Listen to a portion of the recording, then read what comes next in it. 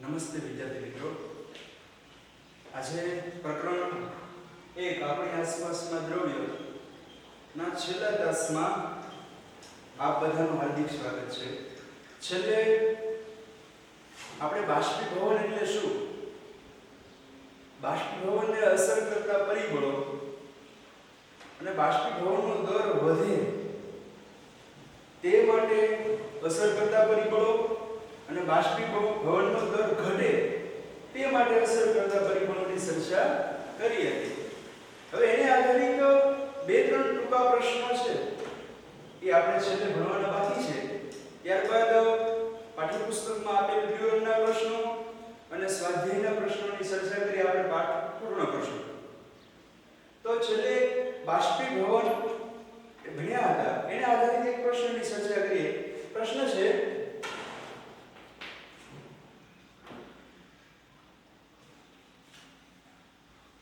બાષ્પીભવનને કારણે ઠંડક કેવી રીતે ઉદ્ભવે છે?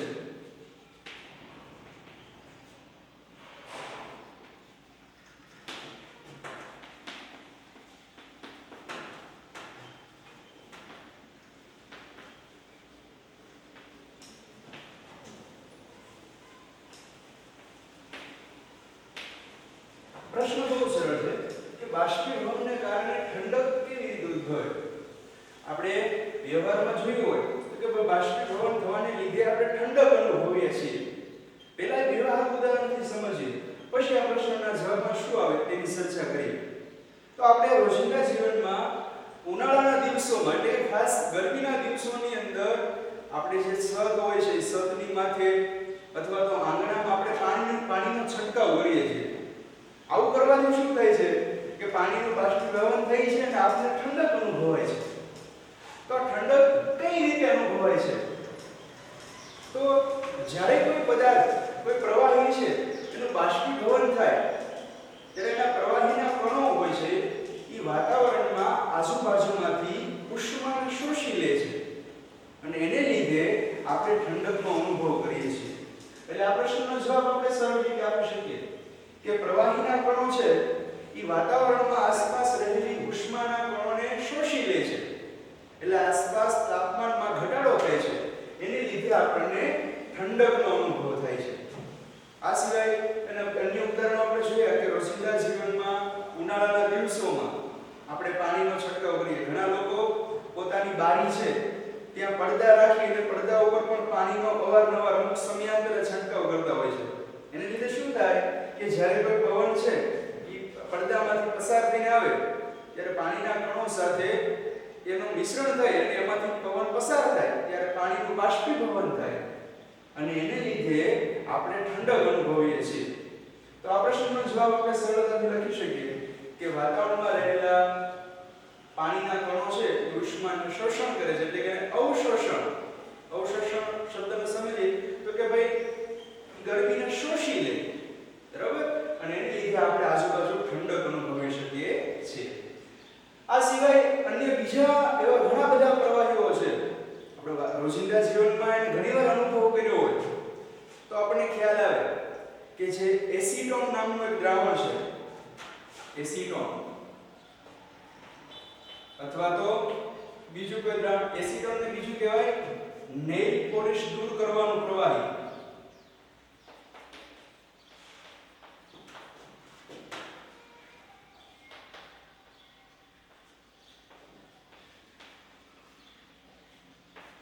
એસીટોન શું છે?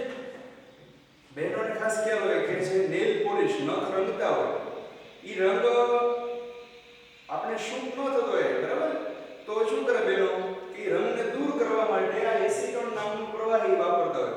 એ પ્રવાહી નખ ઉપર લગાવવાથી એ નેલ પોલિશ છે એ દૂર થાય એટલે એને નેલ પોલિશ રિમૂવર પણ કહેવામાં આવે. તો આ એસીટોન છે, પેટ્રોલ છે અથવા તો અત્તર છે, જો આવા પ્રવાહીઓ આપણી હથેળીમાં રાખવામાં આવે તો તમને ઠંડકનો અહેસાસ થાય એટલે કે ઠંડુ લાગે. આવું શા માટે થાય?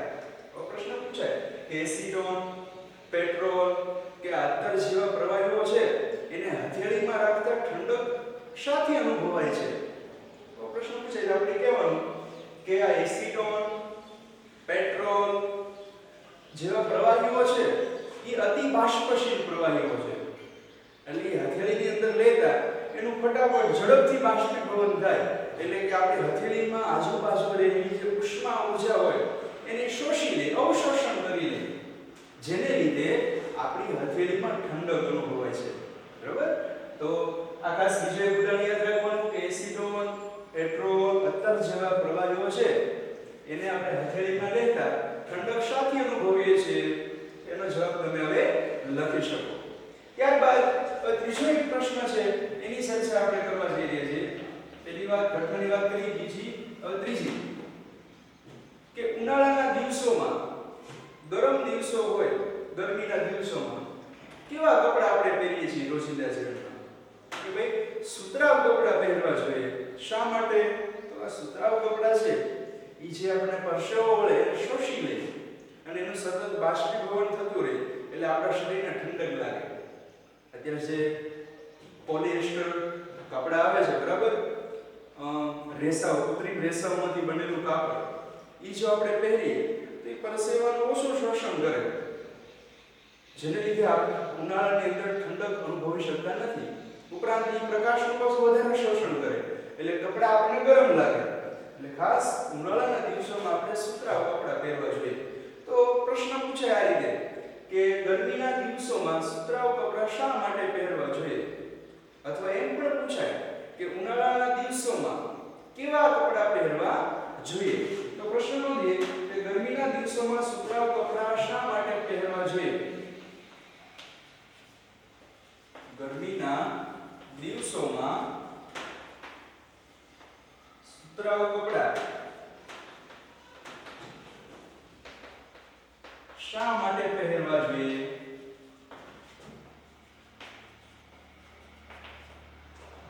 તો એનો જવાબ હવે તમે લખી શકો. તમે તમારી જાતે વિચારો.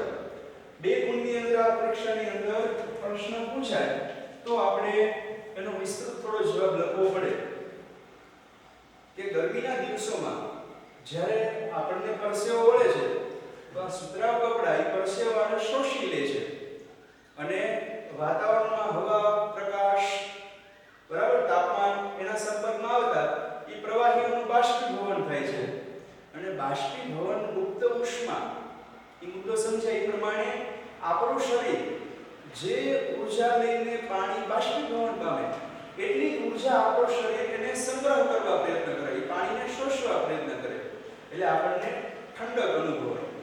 પરિવાર જવાબ જોઈએ કે જ્યારે ગરમીના દિવસોમાં પરસેવો વળે છે, આ પરસેવાને સુતરાઉ કપડા અવશોષણ એટલે કે શોષી લે છે અને એનું સતત બાષ્પીભવન થયા કરે છે, એને લીધે આપણે શરીર પર ઠંડક અનુભવીએ છીએ.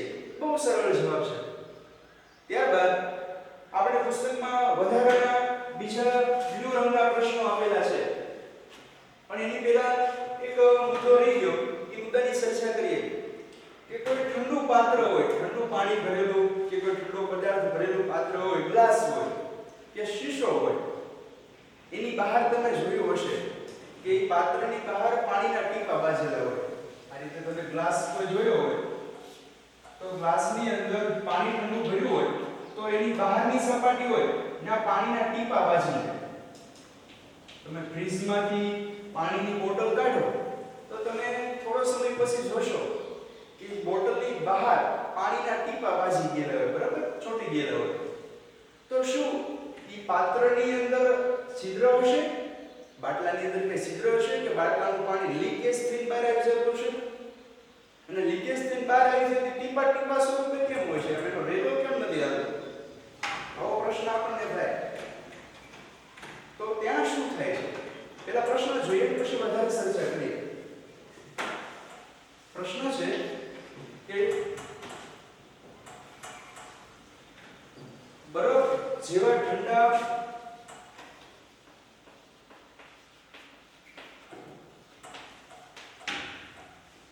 પીણાથી ભરેલા પાત્રમાં, પાત્રની બહાર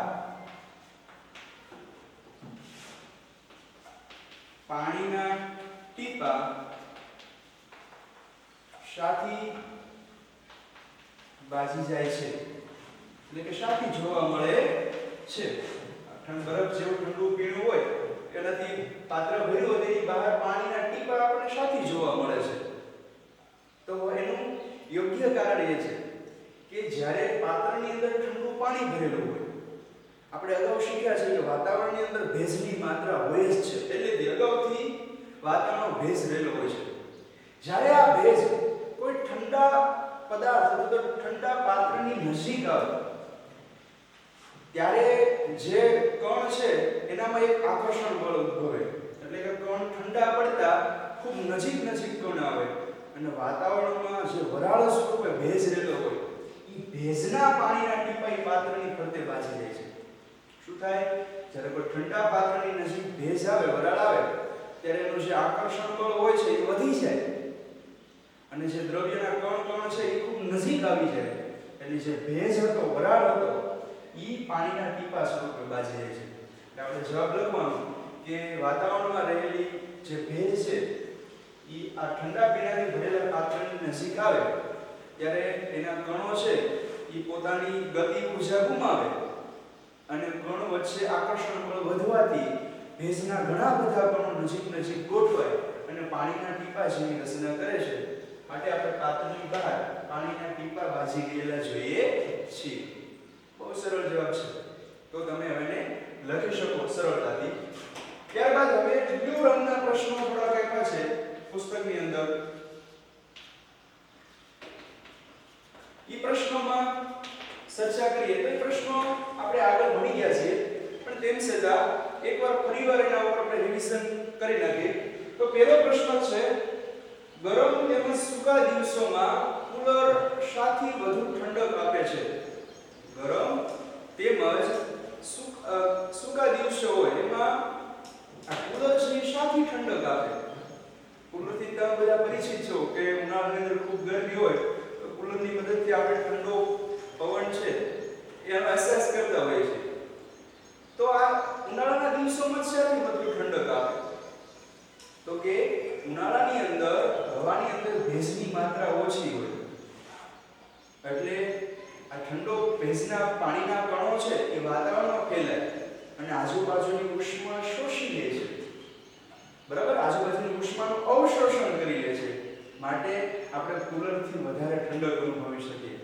એ જ રીતે શિયાળામાં તમે ચોમાસામાં જોશો તો ભેજની માત્રા હોય છે એટલે જે ઉનાળામાં કુલરથી જેટલી ઠંડક અનુભવાય એટલી ઠંડક તમે શિયાળા કે ચોમાસામાં ન અનુભવી શકો. તો આ પ્રશ્નનો જવાબ લખી શકીએ કે ઉનાળામાં ભેજની માત્રા ઓછી હોય છે માટે જે પાણીના કણો છે એ વધારે ઉષ્મા શોષી લે અને આપણને વધારે ઠંડક આપે છે. ત્યારબાદ બીજો પ્રશ્ન છે કે ઉનાળામાં માટલાનું પાણી શાથી ઠંડુ હોય છે?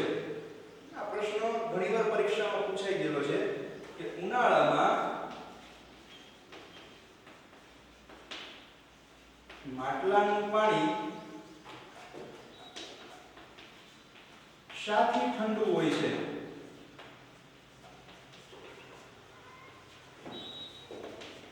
ઠંડુ શાથી હોય છે? તો તમે જવાબ આપવા પ્રયત્ન કરો, વિચારો કે માટલાનું પાણી શા માટે ઠંડુ હોય છે? કોઈ બીજા બંધ પાત્ર હોય, નળાકાર ટાંકી છે અથવા તો અત્યારે જે પાણીના મોટા જગ આવે છે એની અંદર એની આપમેળે પાણી ઠંડુ નથી રહેતું. એવું શા માટે થાય છે? કોઈ બંધ વાસણ બીજું કોઈ પણ લઈ લ્યો, એની અંદર પાણી ઠંડુ નથી રહેતું, પણ ઉનાળામાં માટલાની અંદર કોઈ પાણી ભર્યું હોય તો એ ઠંડુ હોય છે. આવું શા માટે થાય છે? તો તમે થોડું વિચારો તો તમને ખ્યાલ આવશે કે અમુક માટલાની અંદરથી પાણી અમુક સમયાંતરે બહાર નીકળતું, અમુક છિદ્રોમાંથી પાણી બહાર આવતું. એટલે આપણે સામાન્ય શબ્દમાં એવું કહીએ કે માટલું જવે છે, એટલે કે એમાં અમુક બારીક છિદ્રોમાંથી પાણી બહાર આવતું હોય. ઈ પાણીનું વાતાવરણમાં અને ઉષ્માને લીધે સતત બાષ્પીભવન થયા કરે. એટલે બાષ્પીભવન થવાને કારણે માટલાની આજુબાજુ ઠંડક રહે છે અને એને લીધે માટલાનું પાણી ઠંડુ રહે છે. શું તમે જવાબ આપી શકો કે ઉનાળામાં માટલાનું પાણી ઠંડુ રહે છે કારણ કે માટલાની બહાર જે પાણી બહાર નીકળતું હોય છિદ્રમાંથી એ પાણીનું સતત બાષ્પીભવન થયા કરે છે અને બાષ્પીભવન મુક્ત ઉષ્માના આધારે માટલું જેટલી પાણી છે જેટલી ઉષ્મા મેળવીને વાયુમાં ફેરવાય, માટલું એટલી જ ઉષ્માથી ફરી નવી ઊર્જા મેળવવા પ્રયત્ન કરે, એટલે પાણીમાંથી કંઈક ઊર્જા મેળવે. એ ઊર્જા મેળવે, પાણી પાસે ઠંડકની ઊર્જા હોય એટલે માટલાની અંદરનું પાણી છે એ ઠંડુ રહે છે. એટલે આપણે ટૂંકમાં જવાબ આપી શકીએ કે માટલાની બહારનું પાણી સતત બાષ્પીભવન થયા કરે છે, તેને લીધે માટલાની અંદરનું પાણી ઠંડુ રહે છે. બહુ સરળ જવાબ છે. ત્યારબાદ બીજો પ્રશ્ન જોઈએ કે એસિડોન, પેટ્રોલ ઉપરાંત સ્પિરિટ જેવા પ્રવાહીને આપણે હથેળીમાં લેવાથી ઠંડક શાથી અનુભવીએ છીએ? આનો જવાબ આપણે આગળ મેળવી લીધો કે એસિડોન કે પેટ્રોલ. જો પેટ્રોલ આપણા ઘરે હોય જ છે, ગાડીની અંદર આપણે પેટ્રોલનો ઉપયોગ કરીએ તો ઘરેથી પેટ્રોલના 2-3 ટીપા તો પેટ્રોલ પંપે જઈએ ત્યારે પેટ્રોલના 2-3 ટીપા આપણે હથેળીમાં લેવાના અને અનુભવ કરવાનો. તો તમે અનુભવશો કે પેટ્રોલ જેવો આપણે હથેળીમાં લઈએ એટલે આપણે હથેળીમાં ઠંડક અનુભવાય છે. આવું શા માટે થાય છે? તો આપણે આગળ જોયું કે આ એસિડોન, પેટ્રોલ, સ્પિરિટ, અત્તર આ બધા બાષ્પશીલ દ્રવ્યો છે. ઈ આપણી હથેળીમાં પડવાથી આજુબાજુની ઉષ્મા છે એનું અવશોષણ કરી લે, એટલે કે એને શોષી લે છે, એટલે આપણી હથેળીમાં ઠંડક અનુભવાય છે. બહુ સરળ જવાબ છે. ત્યારબાદ બીજો પ્રશ્ન કે કપમાં રાખેલી ચા કે દૂધ ની સરખામણીમાં રકાબીમાં રાખેલી ચા કે દૂધ આપણે ઝડપથી પી શકીએ છીએ. શા માટે? તેનો જવાબ આપણે આગળના વર્ગોમાં જોયો કે કપનું ક્ષેત્રફળ છે થોડું ઓછું હોય એટલે ચા કે દૂધને ઠંડુ થતા વાર લાગે, જ્યારે રકાબી છે એનું ક્ષેત્રફળ થોડું વધારે હોવાનું એટલે એની અંદર ભરેલું પ્રવાહી ચા કે દૂધ એ ઝડપથી ઠંડુ થઈ જાય છે, એટલે આપણે સરળતાથી પી શકીએ છીએ. તો આ થઈ ગયો પ્રશ્નની વાત. ત્યારબાદ સ્વાધ્યાયના અમુક પ્રશ્નો છે જે આપણે સોલ્વ કરશું. બાકીના અમુક પ્રશ્નો તમને એમાંથી ખ્યાલ જ છે, બહુ સરળ પ્રશ્નો છે. તો આ જે બાષ્પીભવન આની પહેલાના તાસમાં ભણ્યા એને આધારિત બ્લુ રંગના પ્રશ્નો છે એની ચર્ચા કરી. હજી એક બ્લુ રંગનો પ્રશ્ન છે પણ એ આપણે આગળ ભણી ગયા કે ઉનાળાના દિવસોમાં કેવા કપડાં પહેરવા જોઈએ, શા માટે? એનો જવાબ તમને આવડે છે. તો હવે સ્વાધ્યાયના પ્રશ્નો સોલ્વ કરીએ.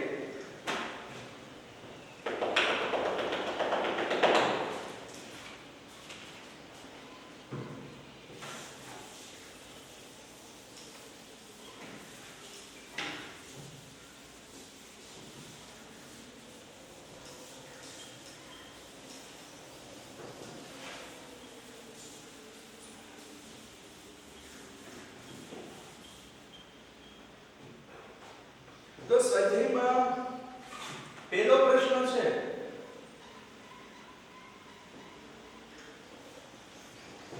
બહુ સરળ છે કે તમારે એમાં કેલ્વિન માપમાંથી સેલ્સિયસ માપમાં ફેરવવાનું છે. શું? કેલ્વિન માપ આપેલું છે એમાંથી તમારે સેલ્સિયસ માપની અંદર ફેરવવાનું છે. તો એ આપણે જાણીએ છીએ કે પહેલા પ્રશ્નની અંદર કેલ્વિન માપ આપેલું હોય અને સેલ્સિયસ માં ફેરવવું હોય તો શું કરવાનું? એની માટેનું સૂત્ર છે કે સેલ્સિયસ બરાબર કેલ્વિન માઈનસ 273. એટલે કે જે કેલ્વિનના માપ આપેલા છે કે અહીંયા મૂકવાના, એમાંથી 273 તમે બાદ કરો એટલે તમને સેલ્સિયસમાં જવાબ મળી જાય. આ દાખલો બહુ સરળ છે અને તમે ઘણા રિવિઝન કર્યું છે એટલે તમને આવડે છે એટલે વધારે સચાઈ નહીં કરીએ. આગળ બીજો પ્રશ્ન, એની અંદર તમને સેલ્સિયસમાં માપ આપેલા છે અને એને તમારે કેલ્વિનમાં ફેરવવાના છે. તો કેલ્વિનમાં ફેરવવા માટેનું સૂત્ર શું છે કે કેલ્વિન બરાબર સેલ્સિયસ વત્તા 273. જે અંશ સેલ્સિયસમાં માપ આપ્યું એમાં તમે 273 એડ કરો, ઉમેરો એટલે તમને કેલ્વિનમાં માપ મળી જાય. એટલે બીજા બે ઉદાહરણો આપ્યા છે એ પણ સરળ છે, તમને આવડશે. ત્યારબાદ પ્રશ્ન નંબર 3. પ્રશ્ન નંબર 3 એવો છે કે નેપ્થેલિનની ગોળી એને સમય જતાં કોઈ પણ ઘન અવશેષ છોડ્યા વિના જ અદૃશ્ય થઈ જાય છે. આવું શા માટે થાય છે? નેપ્થેલિનની ગોળી આગળ આપણે શીખી ગયા ઉર્ધ્વપાતન પામતો પદાર્થ છે જેને બીજા ડામરની ગોળીના નામે ઓળખવામાં આવે, તો એ અમુક સમય પછી કોઈ પણ અવશેષ ન છોડે, એટલે કે કઈ કણ પડ્યા ન રહે, સીધું જ વાયુ અવસ્થામાં રૂપાંતર થઈ જાય. આવું શાથી થાય છે? તો તમે જવાબ આપી શકશો કે નેફ્થેલિનની ગોળી એ અતિ બાષ્પશીલ પદાર્થ છે, એટલે કે ઉર્ધ્વપાતન પામતો પદાર્થ છે. એ ખાલી વાતાવરણમાં એમનેમ પડ્યો રહે, તમે હથેળીમાં ખાલી લ્યો તો વાતાવરણમાં જે ઉષ્મા હોય એના સંપર્કને કારણે એ ફટાફટ ઉર્ધ્વપાતન પામી અને વાયુ સ્વરૂપમાં ફેરવાઈ જાય છે. એટલે એના કોઈ જ અવશેષ પડ્યા રહેતા નથી. જવાબ આપણે દેવાનો આ રીતે કે નેફ્થેલિનની ગોળી એટલે કે ડામરની ગોળી એ ઉર્ધ્વપાતન પામતો પદાર્થ છે. બરાબર? નેફ્થેલિનની ગોળી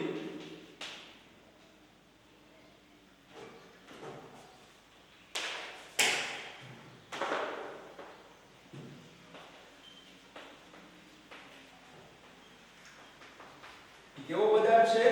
ઉર્ધ્વપાતન પામતો પદાર્થ.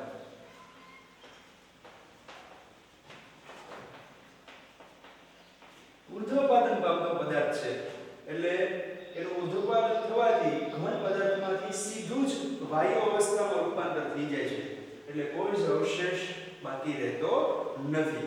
ત્યારબાદ બીજો પ્રશ્ન છે કે આપણે અત્તરની સુગંધ ઘણા લાંબા અંતર સુધી લઈ શકીએ છીએ. શા માટે? વૈજ્ઞાનિક કારણ આપો. 2 ગુણની અંદર પ્રશ્ન પૂછાય કે આપણે અત્તરની સુગંધ ઘણા લાંબા અંતર સુધી લઈ શકીએ છીએ. આવું શા માટે થાય? તો તમને ખ્યાલ છે અત્તર પોતે અતિ બાષ્પશીલ પ્રવાહી છે. જ્યારે એનો છંટકાવ કરવામાં આવે, કોઈ કપડાની અંદર અત્તરનો સ્પ્રે છંટકાવ કરવામાં આવે, ત્યારે અત્તરના કણ છે એ ઉષ્મા ઊર્જા શોષણ કરીને ઘણા નાના કણમાં રૂપાંતરિત થાય અને અતિ વહનશીલ છે. એટલે એક જગ્યાએથી બીજી જગ્યાએ સરળતાથી વહન પામી અને ખૂબ દૂર દૂર સુધી એની સુગંધ આપણે અનુભવી શકીએ છીએ. એટલે બહુ સરળ જવાબ કે અત્તરની સુગંધ આપણે દૂર સુધી શા માટે લઈ શકીએ? તો કે ભાઈ અત્તર પોતે અતિ બાષ્પશીલ પ્રવાહી છે અને એના નાના કણમાં રૂપાંતર થઈ અને ખૂબ વહનશીલ હોવાથી ખૂબ દૂર સુધી વહન પામે છે અને એની સુગંધ આપણે ખૂબ દૂર સુધી લઈ શકીએ છીએ. આ સિવાય હવે ચોથો પ્રશ્ન, એની અંદર તમને 3 પદાર્થો આપી દીધા છે, ખાંડ, પાણી અને ઓક્સિજન, અને એને આંતરાળી આકર્ષણ બળના ચડતા ક્રમમાં તમારે વધતા જતા આકર્ષણ બળના ચડતા ક્રમમાં ગોઠવવાનું છે. 3 વસ્તુ આપી છે, પાણી, ખાંડ અને ઓક્સિજન. આને વધતા જતા આકર્ષણ બળના ચડતા ક્રમમાં ગોઠવવાનું છે. આની અંદર ખબર છે તમને કે દરેકની અંદર કંઈક કણ રહેલા હોય. આ કણો વચ્ચે આકર્ષણ બળ સૌથી વધારે શેમાં હશે? પછી એનાથી ઓછું શેમાં હશે? એનાથી ઓછું શેમાં હશે? તમને ખ્યાલ આવી ગયો છે 3 નામ ઉપરથી. તો એ આકર્ષણ બળના વધતું જતા આકર્ષણ બળના ક્રમમાં ગોઠવવાનું છે, એટલે કે ચડતા ક્રમમાં. તો સૌથી ઓછું આકર્ષણ બળ શેમાં હશે? ઓક્સિજનમાં. તો ઓક્સિજનને આપણે પહેલા લખવાનું, ઓક્સિજન. એનાથી વધારે આકર્ષણ બળ તો કે ભાઈ પાણીમાં. આ વાયુ છે, આ પ્રવાહી છે અને આ ઘન છે.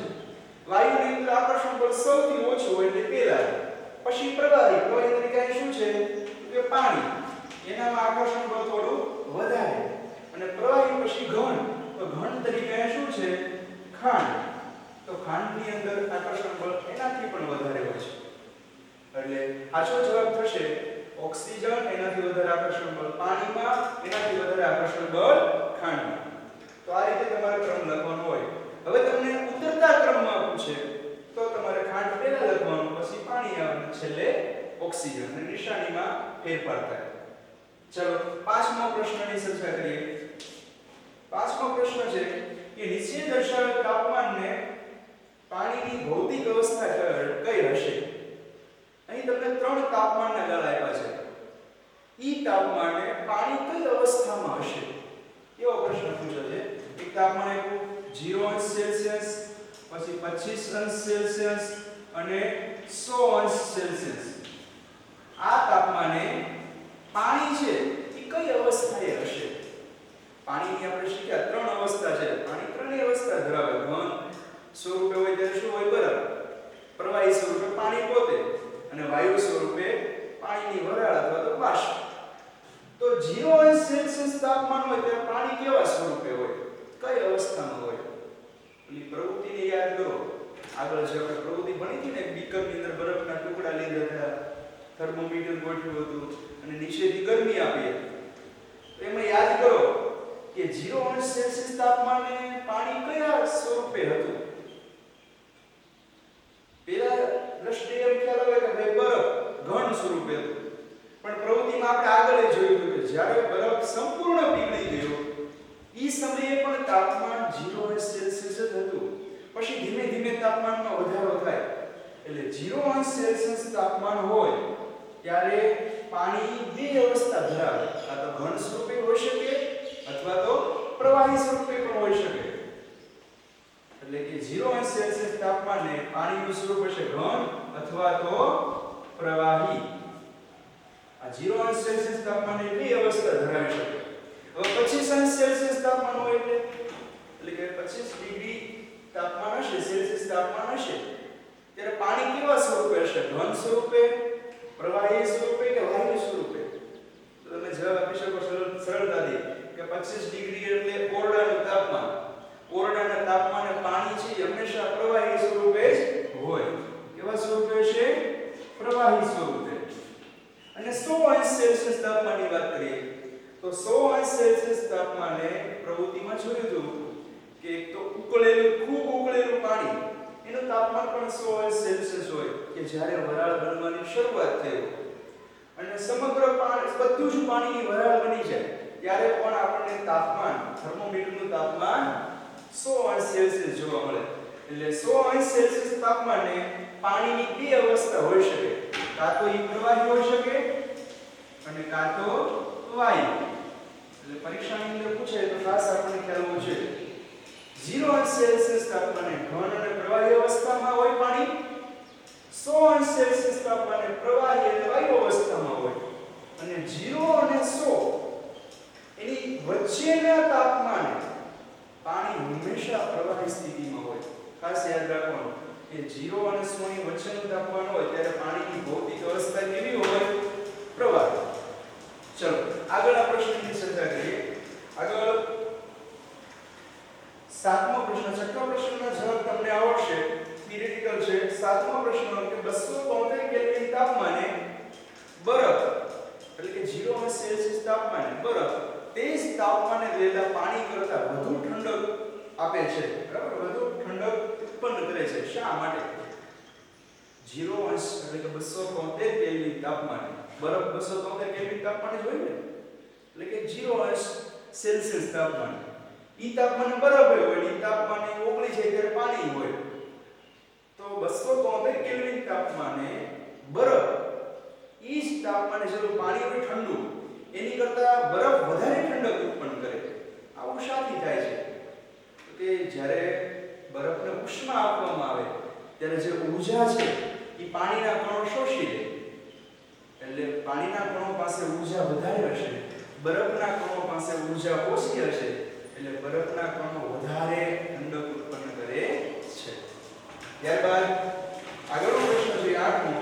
ઉકળતું પાણી અને વરાળ પૈકી દઝાડવાની ક્ષમતા કોનામાં વધારે છે? આ પ્રશ્નની ચર્ચા અગાઉના વર્ગની અંદર આપણે કરી ગયા કે વરાળ અને ઉકળતા પાણી ઈ પૈકી બેમાંથી કોનામાં વધારે દઝાડવાની ક્ષમતા છે? તો કે ભાઈ વરાળ છે એની પાસે ઉકળતા પાણી કરતાં પણ વધારે દઝાડવાની ક્ષમતા હોય છે. કારણ કે જે આપણે ઉષ્મા આપીએ છીએ, પ્રવૃત્તિમાં જે ઉષ્મા આપીએ બીકરને, તો જે વરાળ છે એ વધારાની ઉષ્માને શોષી લે છે. પોતાના કણોને, પાણીના કણો છે એ છૂટા થવા માટે ઉષ્મા ઊર્જાને શોષી લે. એટલે પાણી કરતાં વરાળ પાસે ઊર્જા વધારે હોય, ઉષ્મા ઊર્જા વધારે હોય. એટલે વરાળ આપણને વધારે દઝાડી શકે, એનાથી વધારે દાઝી જવાય. પણ ઉકળતા પાણીથી એટલું બધું દાઝી જવાતું નથી. એટલે આ બંનેની સામે આપણને ખાલી એટલું જ પૂછ્યું કે વરાળ અને ઉકળતા પાણી બે પૈકી કોણ વધારે દઝાડવાની ક્ષમતા ધરાવે? તો જવાબ આવે વરાળ. ચલો એના પછી આગળનો પ્રશ્ન આકૃતિ સ્વરૂપે આપ્યો છે એની અંદર અમુક અવસ્થાઓ જે પ્રક્રિયાઓ છે એના ખાલી ABCD ઓ નામ આપેલ છે. એ અવસ્થાઓને આપણે ઓળખવાની છે. ચલો એ અવસ્થાઓ જોઈએ. પ્રશ્ન નંબર 9 એની અંદર પેલો ઘન પદાર્થ આપેલો છે. એ ઘન પદાર્થ માંથી પ્રવાહી પદાર્થમાં રૂપાંતર થાય એ પ્રક્રિયાનું નામ શું? પ્રવાહીને કંઈક ગરમ કરી એટલે કોઈ પ્રક્રિયા થઈ અને શેમાં રૂપાંતર થશે? વાયુ. આ જ વાયુને પાછું તમે ઠારો એટલે ઠારવામાં કંઈક પ્રક્રિયા થાય છે. પ્રક્રિયાનું નામ શું છે આપણે કહેવાનું છે? આ પ્રક્રિયા BC એનાથી પાછું પ્રવાહી બને અને પ્રવાહીને કંઈક વધારે ઠારતા પાછો ઘન સ્વરૂપમાં ફેરવાય છે એને આપણે કહીએ છીએ D.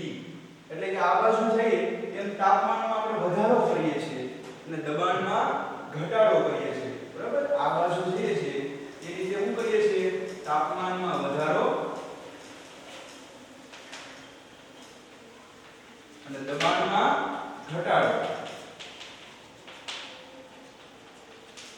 અને એ જ રીતે તમે જમણી બાજુથી ડાબી બાજુ આવો છો એમ શું કરો છો કે ભાઈ તાપમાનમાં ઘટાડો કરો છો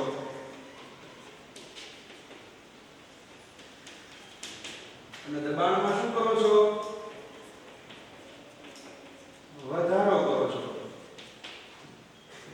તો કંઈક પ્રક્રિયાઓ થાય છે. એ જ રીતે ઘનમાંથી અમુક પ્રક્રિયા કરતા સીધું જ વાયુ સ્વરૂપમાં રૂપાંતર થાય છે. એ જ રીતે વાયુમાં પણ અમુક પ્રક્રિયા થવાથી સીધું ઘન પદાર્થમાં રૂપાંતર થાય છે. તો આ A B C D E અને F આ અવસ્થાઓને આપણે ઓળખવાની છે. કઈ પ્રક્રિયાઓ થાય છે. આમાં ઉષ્મા તાપમાનમાં વધારો થાય છે, દબાણમાં ઘટાડો થાય છે. જેમ આ બાજુ જાઓ અને જમણી બાજુથી ડાબી બાજુ આવો એટલે કે વાયુમાંથી પ્રવાહી બને, પ્રવાહીમાંથી ઘન બને ત્યારે શું થાય? આપણે શીખી ગયા છીએ કે તાપમાન ઘટે છે અને દબાણ વધે ત્યારે જ વાયુમાંથી પ્રવાહી અને પ્રવાહીમાંથી ઘન બને. તો આ બધી જ પ્રક્રિયાઓને આપણે ઓળખવાની છે. તો ચલો પહેલી પ્રક્રિયા એ ઘનમાંથી પ્રવાહી બન્યું. એ પ્રક્રિયાને આપણે શું કહીએ છીએ? ઘનમાંથી પ્રવાહી ઘન પદાર્થનું પીગળવું. એ પ્રક્રિયાને આપણે શું કહીએ છીએ? ગલન. આપણે આગળ ચાર્ટ સ્વરૂપે શીખી ગયા પણ એ ચાર્ટને કંઈક અલગ રીતે રજૂ કરેલો છે કે ઘન પદાર્થને ગરમ કરતા પ્રવાહીમાં રૂપાંતર થાય એ પ્રક્રિયાને ગલન પ્રક્રિયા કહેવાય. એ જ રીતે પ્રવાહીમાંથી વાયુ બને, પ્રવાહી ઉકળીને વાયુ સ્વરૂપમાં ફેરવાય એને આપણે શું કહીએ છીએ? બાષ્પીભવન. શું કહીએ છીએ? બાષ્પીભવન. સી જો કે વાયુમાંથી જેમ તાપમાન ઘટાડતા જાવ દબાણ વધારો એટલે વાયુમાંથી પ્રવાહી બને. એ અવસ્થા એ પ્રક્રિયાને શું કહેવાય? તો કે ભાઈ સંઘનન કહેવાય. શું કહેવાય? સંઘનન. અને પ્રવાહીમાંથી ઘન બન્યું એ પ્રક્રિયાને શું કહેવાશે? ઘનીકરણ. અને આ તો ખ્યાલ જ છે કે ઘનમાંથી સીધું વાયુમાં અને વાયુને ઠંડુ કરતા સીધું ઘન અવસ્થામાં રૂપાંતર થાય. એટલે કે E અને F આ બંને પ્રક્રિયા સરખી છે, એક અવસ્થા છે. જે પ્રક્રિયાને આપણે કહીએ છીએ ઉર્ધ્વપાતન. તો આના જવાબો તમને ખાસ આવડી ગયા છે કે આ આકૃતિ ઉપરથી તમારે ABCD બધી પ્રક્રિયાઓના નામ, અવસ્થાઓના નામ નોંધવાના હતા. તો આ છે સ્વાધ્યાયના પ્રશ્નોની વાત. પાઠ ખૂબ સરળ છે, નાનો પાઠ છે. થોડીક વ્યાખ્યાઓ, પ્રવૃત્તિઓ, વૈજ્ઞાનિક કારણો એ આ પાઠમાંથી પૂછાય છે. વ્યવસ્થિત રીતે તૈયાર કરજો અને પાકી બુક જે તમે લખો છો એની અંદર સ્વાધ્યાયના પ્રશ્નો વ્યવસ્થિત રીતે લખી નાખજો. તો આ સાથે આપણો પહેલો પાઠ પૂર્ણ કરીએ છીએ. એમાં કંઈ પણ મુદ્દો તમને ન સમજણો તો આપણે આગળ નંબર આપેલો છે એના ઉપર તમે WhatsApp ની અંદર તમારા પ્રશ્નો લખી અને તમે એનું સોલ્યુશન મેળવી શકો છો. આગળ ફરીવાર એક નવા પાઠ સાથે મળશું. ત્યાં સુધી અસ્તુ જય.